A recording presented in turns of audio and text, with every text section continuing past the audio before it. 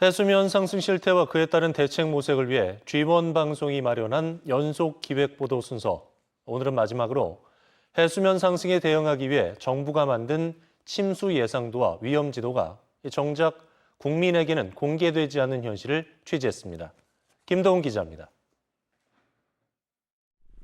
지반 침하 문제로 오는 2045년까지 수도 이전을 추진하고 있는 인도네시아. 내년부터 단계적인 이주를 추진 중이지만 각종 정책적 한계로 애를 먹고 있습니다. 먼 나라 이야기 같지만 침수 위험이 매년 증가하고 있는 우리나라도 머지않아 이주 문제에 직면할 수밖에 없습니다. 큰 혼란을 피하기 위해서는 위험 지역을 미리 파악하는 것이 중요하다 보니 정부도 서둘러 침수 예측을 반영한 지도를 제작했습니다. 내가 살고 있는 것이 얼만큼 위험하고 어디가 취약한지에 대해서 알고 거기에 대해서 보호 장비를 갖춘다든지 하면은 그만큼 피해를 최소화시킬 수 있으니까. 태풍 등의 재해 노출 지수와 인구, 산업 등 재해의 영향을 받을 것으로 예상되는 민감도 지수를 5개 등급으로 나눠 지도화한 겁니다. 해수면 상승에 따른 침수 예상도도 만들었습니다. 하지만 정작 국민은 모릅니다. 해안가 주변 부동산 거래나 가격, 재산권 등에 영향을 줄 수 있고 그에 따른 민원과 동요가 우려되기 때문입니다.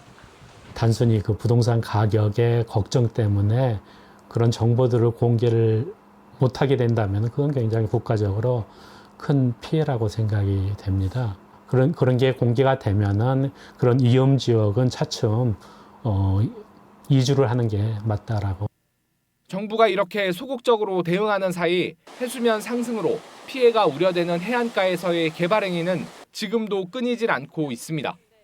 정책 실현의 기초는 어느 지역에 어떤 방안을 적용할 것인지를 구체적으로 파악하는, 즉 지역적 차원에서의 접근 방식에 있다라고. 그 지역 주민들이 어떻게 생각하시는지, 그 지역 주민들이 어떻게 체감하시는지까지도 고려가 되어야 됩니다.